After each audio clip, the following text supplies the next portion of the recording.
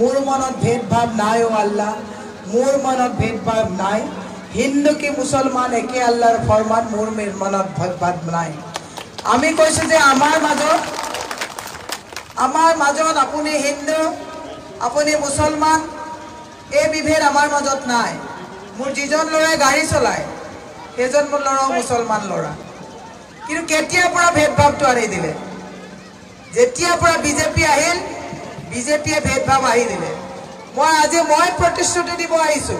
আৰু আপোনালোকৰ পৰা প্ৰতিশ্ৰুতি ৰাইজৰ পৰা ল'ব আহিছো আপোনালোকক কোভিডৰ সময়ত যেতিয়া মিয়া কৈ হিন্দু আৰু মুসলমানৰ মাজত ঘৃণা বাতাবৰণ সৃষ্টি কৰি দিলে এতিয়া আমি ইয়াত মিটিং কৰি যোৱাৰ পাছত যদি হিমন্ত বিশ্ব শৰ্মাই মিটিং কৰে আপোনালোকে তেওঁক আকৌ তেওঁৰ লগত নাচিব নেকি এই প্ৰতিশ্ৰুতি আপোনালোকেও দিব লাগিব কাৰণ আপোনালোকক যেতিয়া ঘৃণা ভাৱ বাতাবৰণে বুৱাই দিছিলে তেতিয়া আপোনালোকৰ পক্ষত কিন্তু আমি তেওঁলোকৰ বিপক্ষত আৰু আপোনালোকৰ পক্ষত আমি মাত মাতিছো এতিয়া মই দেখিছো কালি মোক কোনোবাই কৈছে বাইদেউ কুন্তলিত আহক ইয়াত হিমন্ত বিশ্ব শৰ্মা আহিব কিয় কুন্তলিত মই নগলেও হিমন্ত বিশ্ব শৰ্মা আহিলে মুসলমানক মিয়া কৈ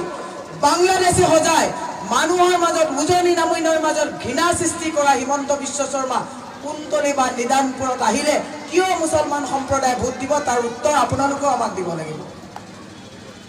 যেতিয়া প্ৰয়োজন হ'ব ঘৃণাৰ সৃষ্টি কৰিব যেতিয়াই প্ৰয়োজন হ'ব আকৌ আপোনালোকৰ পৰা ভোট আদায় কৰিব আৰু আপোনালোকে যেতিয়াই যি মন যাব সেই যদি সিদ্ধান্ত লয় এইবাৰ যদি বিজেপি চৰকাৰ আহে মুসলমান মানুহৰ জীয়াই থকাৰ কাৰণে টান হ'ব কাৰণ ভাৰতৰ প্ৰধানমন্ত্ৰী নৰেন্দ্ৰ মোদীয়ে কৈছে যে আমি হিন্দু ৰাষ্ট্ৰ বনাম আৰু ভাৰতবৰ্ষত থকা প্ৰতিজন মুসলমানে বিদেশী অনুপ্ৰৱেশকাৰী বুলি আজি এসপ্তাহৰ আগত তেওঁ কৈছে আৰু তেওঁলোকে আপোনালোকক বিদেশী অনুপ্ৰৱেশকাৰী বুলি ভয় দেখুৱাই ভোট ল'ব মিয়া বুলি কৈ ঘৃণা বাতাবৰণ দেখুৱাই ভোট ল'ব আৰু আমি আপোনালোকৰ পক্ষত আন্দোলন প্ৰতিবাদ কৰি আপোনালোকৰ কাৰণে আমি থাকিব লাগিব এইটোতো নহব মই আপোনালোকক কৈছো যদি অসমৰ ৰাইজে গুৱাহাটীৰ 10টা সমষ্টিৰ ৰাইজে মুসলমান সম্প্ৰদায়ৰ ৰাইজে সিদ্ধান্ত লয় যে আপোনালোকে আমাক এবাৰ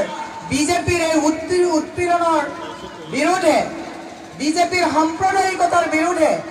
বিজেপিৰ ধৰ্ম নিৰপেক্ষতাৰ বিৰুদ্ধে কৰা এই যিটো বাতাবৰণ তাৰ ঊৰ্ধত যদি ৰাজনৈতিকভাৱে সিদ্ধান্ত লয় মই আজি পশ্চিম গোৱালপাৰাৰ নিদানপুৰৰ পৰা প্ৰতিশ্ৰুতি দিছো যে অসমত বসবাস কৰা এসপ্তাহৰ আগত যিসকল ইয়াত মুসলমান সম্প্ৰদায়ৰ লোক আছে প্ৰতিজন মুসলমান সম্প্ৰদায়ৰ ৰাজনৈতিক ৰক্ষণাবেক্ষণৰ বাবে মোক যদি জয় কৰে মই আপোনালোকৰ সন্মুখত আপোনালোকৰ সুৰক্ষাৰ কাৰণে মই আপোনালোকৰ সন্মুখত কৰা হ'ম কিন্তু এটা কথা আজি এনআৰচিৰ ক্ষেত্ৰত কওক আজি বিভিন্ন আঁচনিৰ ক্ষেত্ৰত কওক আজি কৃষকৰ লোনৰ ক্ষেত্ৰত কওক কৃষক নিধিৰ ক্ষেত্ৰত কওক মুসলমান সম্প্ৰদায়ৰ মানুহ সকলো ডিপ্ৰাইভ হৈ আছে আৰু তাৰ পিছতো যদি ৰাস্তা ঘাটত যদি আপোনালোকে যায় য'ত মুসলমান সম্প্ৰদায়ৰ লোক আছে সেইবোৰ ৰাস্তা ঘাট কংগ্ৰেছৰ দিনতে বনিছিলে আৰু এই য'ত ভাল হস্পিটেল আছিলে এইবিলাক ভাল হস্পিটেল বিজেপিৰ দিনত বেয়া কৰি পেলালে আপুনি যদি ফাৰ্মাসীত যায় আপুনি গম পাব যে যিমান মুসলমান সম্প্ৰদায়ৰ লোক থকা বসতি এলেকা আছে ভেজাল ঔষধে প্ৰয়োভৰ হৈ গৈছে এনেকুৱা পৰিস্থিতিৰ ঊৰ্ধত ৰাজনৈতিকভাৱে সিদ্ধান্ত ল'ব লাগিব এওঁলোকে প্ৰত্যেকৰ মাজতে এটা ঘৃণাৰ যিটো বাতাবৰণ চলাই আনিছে তাৰ ঊৰ্ধত আপোনালোকে সিদ্ধান্ত লৈ এইবাৰ মই আশা ৰাখিছো এটাও যাতে মুসলমান সম্প্ৰদায়ৰ ভোট যাতে তেওঁলোকলৈ নাযায় হিমন্ত বিশ্ব শৰ্মাই উজনিত গৈ আমি যেতিয়া মুসলমান সম্প্ৰদায়ৰ লোকৰ লগত আমি খুল্লা মিটিং পাতো আমাক কংগ্ৰেছক মিয়াৰ দল বুলি কয় কিন্তু কৰিমগঞ্জত গৈ যেতিয়া হিমন্ত বিশ্ব শৰ্মাই মিটিং পাতে তেতিয়া কিন্তু তেওঁলোকক মিয়া বুলি নকয় তেতিয়া তেওঁলোকক ত্ৰাণকৰ্তা হিচাপে ভোট বিচাৰে এইটোতো নহব মই সেইকাৰণে প্ৰতিজন স্বাভিমানী মুসলমান সম্প্ৰদায়ৰ লোকক কৈছো এইখন স্বাভিমানৰ যুগ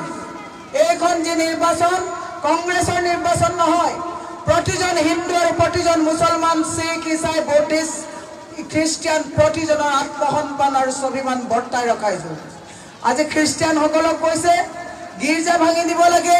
খ্ৰীষ্টিয়ান স্কুল বন্ধ কৰি দিব লাগে, চাৰ্চবিলাক ভাঙি দিব লাগে, প্ৰত্যেকটো ধৰ্মীয় নামত তেওঁলোকে উৎপীড়ন চলাইছে। মই নিজে এগৰাকী হিন্দু সম্প্ৰদায়ৰ ব্ৰাহ্মণ ঘৰৰ ছোৱালী। মই হিন্দু সভ্যতাৰ কথা ভালকৈ বুজি পাওঁ। হিন্দু সভ্যতাই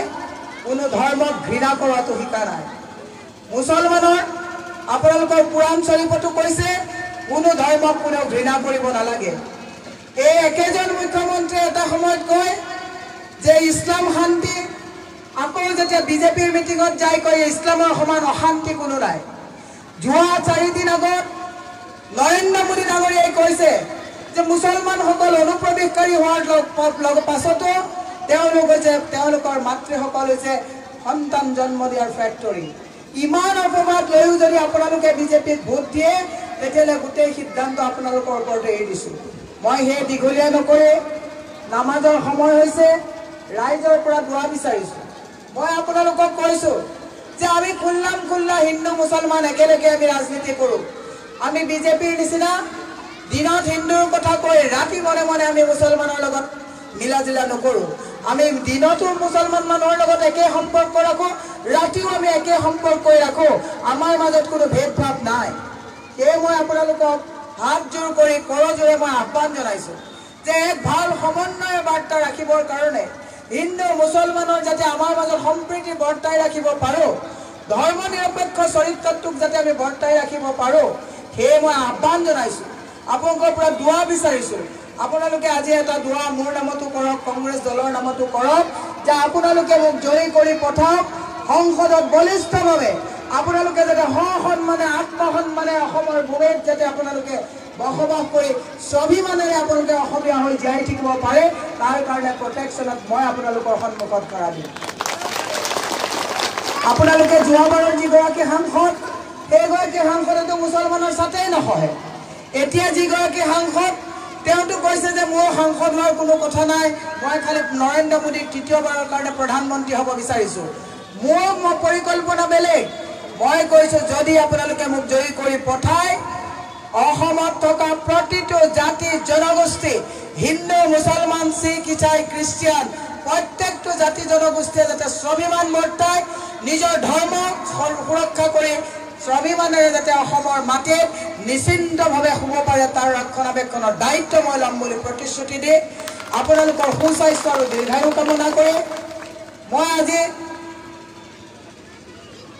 আজি আপোনালোকক এটা কথা কৈছোঁ। ইতিমধ্যে বিধায়ক ডাঙৰীয়াৰ লগত কেইবাবাৰো কথা পাতিছোঁ। মাটিৰ পট্টাৰ যিটো সমস্যা, আজি বসুন্ধৰাৰ জৰিয়তে